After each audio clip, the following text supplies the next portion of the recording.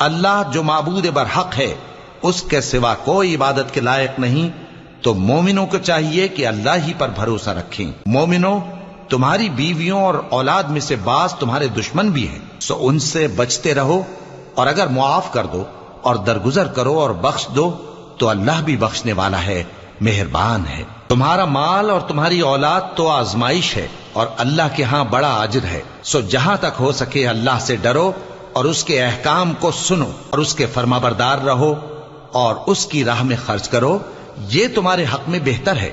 जो शख्स तबीयत के बुख्ल से बचाया गया तो ऐसे ही लोग राह पाने वाले हैं। अगर तुम अल्लाह को नेक नियति से कर्ज दोगे तो वो तुमको उसका कई गुना देगा और तुम्हारे गुनाह भी मुआफ कर देगा। और अल्लाह कद्र शनास है, बुर्दबार है, पोशीदा और जाहिर का जानने वाला है, गालिब है, हिकमत वाला है।